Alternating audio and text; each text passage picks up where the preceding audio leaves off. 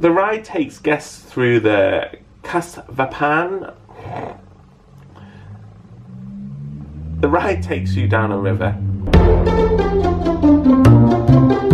Hello everybody and welcome to part 3 of my Scared of Disney Rides mini-series. If you've clicked on this video and you're new to my channel, just thank you for checking it out, and I really hope that I deliver the information that would help you on your trip. I am ridiculous with rides. I will wake up the morning before the park and just panic, and I'd have a feeling in my stomach. I wouldn't really enjoy the day until we get there. And then the ride that I really want to push myself to go on, it'll kind of be looming in my mind the entire day until I actually go on it. So part 3 is all about my favourite park, Animal Kingdom. We're going to be looking at 5 rides in particular. As ever, we're going to rate them on the drop, the speed, if it's dark, if it's scary, or if it's something that I feel like my fellow nervous riders will benefit from. Before a trip, I would always research ride POVs just to kind of like see if that's a ride that I would want to go on before I've made the decision I'm on the ride and I have no other choice. But I wanted to actually see someone's experience. I wanted them to tell me about how they felt on that ride, if there was any sudden drops or anything that made them feel anxious, and that would really help me. So this is what I'm trying to deliver for you guys today. Disclaimer, I promise to spell each and every ride properly this time, and we won't have another repeat of the soaring incident in my part 2 at Epcot. We'll move swiftly on. Okay, first up is Dinosaur, formerly known as Countdown to Extinction, which I have literally only just learned when frantically searching information on this ride. Dinosaur is a dark ride which does throw you round a little. This ride features a turbulent journey through the late Cretaceous period, featuring prehistoric scenes populated with dinosaur audio animatronics. It is a really good ride. This ride goes maximum 12 miles per hour and has a duration of 3 minutes and 5 seconds. That's pretty accurate, I'm not gonna lie. Although you've been thrown around, you don't feel like you're going to slip off or like hit a mountain like you do in Big Thunder Mountain. I honestly feel like I'm going to fly off back to my hotel when I'm on Big Thunder Mountain. Whereas this, I feel safe. So because I feel safe, I enjoy the ride. You're sat in like a Jeep and it kind of like just carries you through, and you're basically searching for this dinosaur, which I think is the iguanodon or something. So you're going through and you're scanning different dinosaurs, picks up speed because there's a bigger dinosaur, there's like a meteor or a comet heading towards you, so then it kind of like picks up speed more and you're kind of thrown around everywhere. I don't close my eyes in this ride. I think it's absolutely fine as long as you know beforehand. I also think instead of like being thrown side to side, it kind of elevates you up and down, but again it doesn't like make your stomach get those feels. It's just kind of like throws you around everywhere. It's very loud, there's a lot of lights going on, and it kind of creates that dramatic feel. So if you like different rides and you're not worried about the dark noises or anything like that, I would honestly go on this, because I would queue for hours to go on this ride. I really like it, and I think you will too. So ride number 2 is my absolute favourite, although I do have my eyes closed pretty much the entire duration of the ride. It's Avatar's Flight of Passage.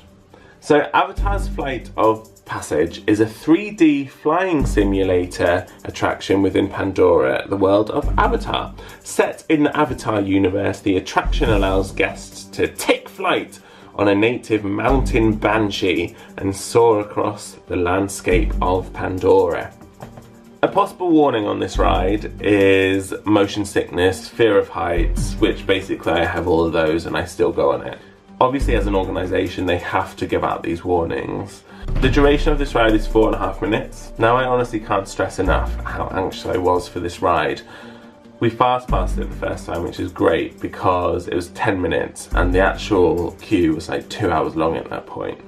So we were queuing up, and obviously we got given these cards that obviously said like motion sickness, fear of heights. And I was like, oh God, I've got a fear of heights. And you start thinking, right, so you're going to be on this banshee thing.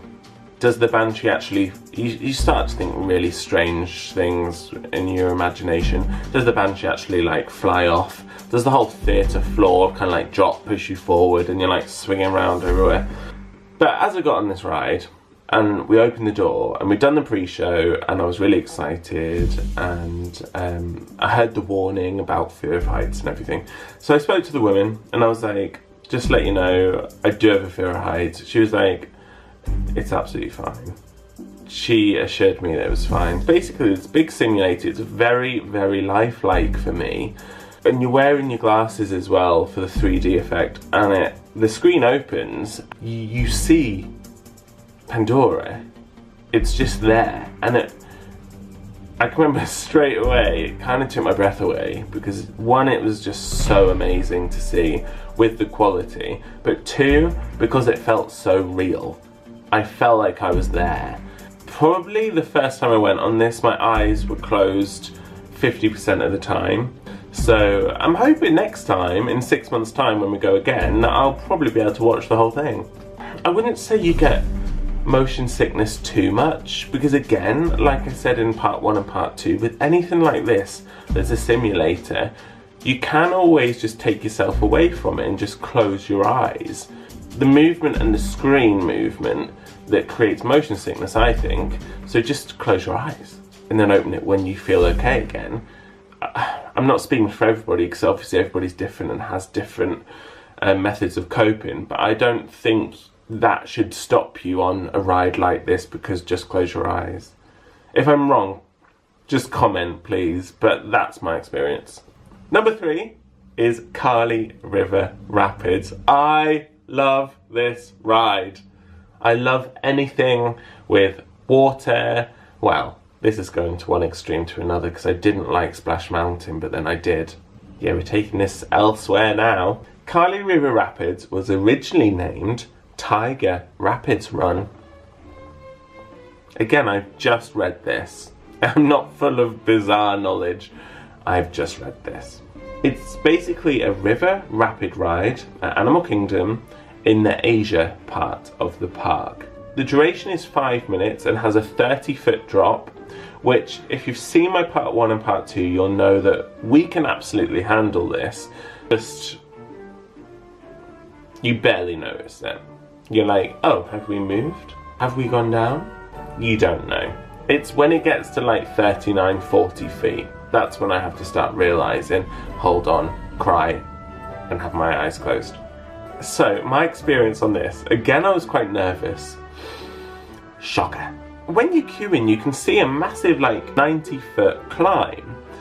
It's a reasonable angle. It's not bad at all. In experience of rides, whenever you climb, you're gonna do like a vertical drop down to hell. So I obviously started thinking the worst, but I got on, and as we were going up, I was like, this is actually okay. Like, we're having a laugh, just enjoying it.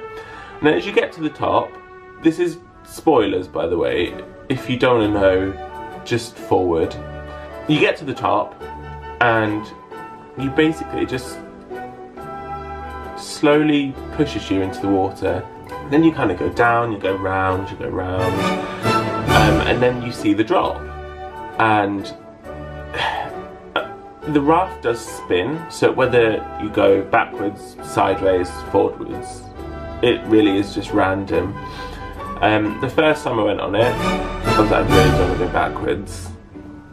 Of course I went backwards. Of course. So I went backwards, and I remember closing my eyes, and I honestly thought, was that the drop? I was kind of building myself up more. It's strange, because I built myself up for a big drop, I was almost disappointed that I was like, oh, that was the drop. But you're not disappointed with how wet you get. Like, it threw it over. I thought I was on Poseidon Adventure. It was just everywhere. And then that's it. And then before you dock, you go in and there's bridges, and then there's kids like shooting water, yeah, and thinking it's fun, and you're sat there like, And then you try and find them later in the park and, you know, hunt them down. Seriously, I don't. Disclaimer. So yeah, I love this ride. And the good thing is about it, because you get so wet, you get a free locker for like half an hour or an hour or something, or 2 hours. I haven't researched this. And you put your stuff in the locker and then that's it. So nothing gets wet. And also, and this really annoys me about people that go on water rides, don't wear a poncho. Don't wear a poncho. If you're gonna get wet, get wet. Do you know what I mean? If you go on Splash Mountain, you want the splash. You know, you don't want a light drip on your face. You want that experience. So take your poncho off, leave it in your locker, and have that experience. I get so angry. So number 4 now. Again, one of my favourite rides. It's Navi River Journey. So it's the second Avatar ride that there is on offer. It's described as a dark ride attraction. The ride takes guests through the Kasvapan. The ride takes you down a river, showcasing native animals and bioluminescent flora with inclusion of audio animatronics. You basically go down a river in a boat and see neon animals. I'm not gonna lie, this ride is terrifying. 100-foot drops, speeds of 100 miles an hour. You basically fall out of the raft. No, it's nothing. It's basically, I think, one of those rides that you can just sit down and just enjoy it, and there's nothing that's gonna drop. There's nothing. It's a very observant ride, I think. When I was on it, there's so much to look at and it's just physically beautiful. And you're just looking around all the time and just enjoy it. The only issue is with this ride, it says duration 5 minutes, but I honestly think it should be a lot longer. Like that 5 minutes goes like that. And I don't know whether it's because, you know, time flies when you're having fun, but honestly, I wish I could sit there all day, to be honest. Last one, guys, number 5. Oh my god, when I was looking at the descriptions and everything as well, this ride has loomed over me for 3 years and I'm yet to go on it. So even talking about it, describing it, I'm feeling quite anxious. I feel like I'm about to go on it. Whenever I look at the ride POVs, I get sweaty palms and I just get nervous and my stomach, and it's just a mess. But we're gonna do it. It's Expedition Everest. Right. So I've been to Disney World twice now, and we're going for a 3rd time in September. And every year I go, I want to try and tackle a ride that I have never been on before, and I'm pushing myself to go on. So the duration that I've read here is making me feel a lot happier, is 2 hours. It's not 2 hours. God, I would die. The duration is 2 minutes, 50 seconds. You reach 50 miles per hour, and the drop that you see is 80-foot drop. You don't feel it as much as like a 80-foot vertical drop because it's like it banks as you go round. I haven't been on this ride, so I would love for people to comment and tell me if I'm going to like it or not from what you've heard about my experiences. I'm going to play it and talk you through it. But first, we're apparently going to have an BMW advert. Let's do this. So obviously you come out of the docking bit, or where you board. It's fine.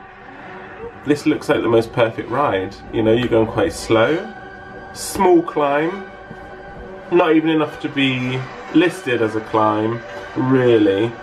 Go around the corner, everything's fine,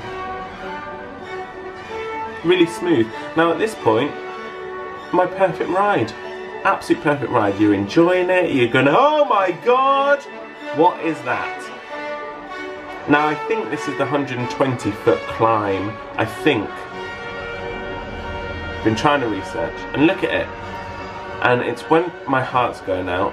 If they look to the right, you can basically see all the other kingdoms, all the other parts, the UK, Australia. You are that high. Again, because you think when you're at the top of a big climb, you think you're just gonna, that's it, you're gonna drop to your death. But you're not. Again, you're going higher, and then the track is gone. Everyone says that this is the best part to see because you can see right over, but for me, it's the worst. What's gonna happen? I feel like I'm on this ride, and you're gonna go backwards. So it doesn't look too fast, it just looks like, yeah, and then you just turn. I don't think it's vertical, there's nothing vertical about it, it just looks like you turn, but you're in the dark for quite a long time, but I'm guessing you're still just turning, rounding down. And then this is where you see the Yeti, but you can see the little exit that you're going to take as well. And this is it. So I don't know what speed you shoot out of here, but it looks quite quick. Straight out, down the hill, and then you go round. I feel like I'm on it. And then another drop, you go round. I feel like I'm gonna have to do this, but again I just feel like it doesn't look as bad now, but when you're on it, I'll pass out again. All of this kind of stuff just doesn't look as bad. And then another drop. Again, because it's in the dark, you can't tell like what the drop's like. So I'm gonna just have to trust everything. My God, my stomach is horrendous. Can I do it? That wasn't bad, but I will probably make it bad, and I'll probably throw up and then fall off the side, and then again, my imagination. Oh, that's it. That is literally it. Thank you for watching. Part 4 will be Hollywood Studios, and I can't wait to tell you my experience of Hollywood Tower of Terror. Just can't wait. So again, thank you for watching. Bye. I never know what to do. Do I just put my thumb there? How do I close you off?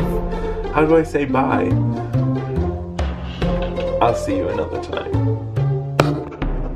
That's it. Apple TV remote.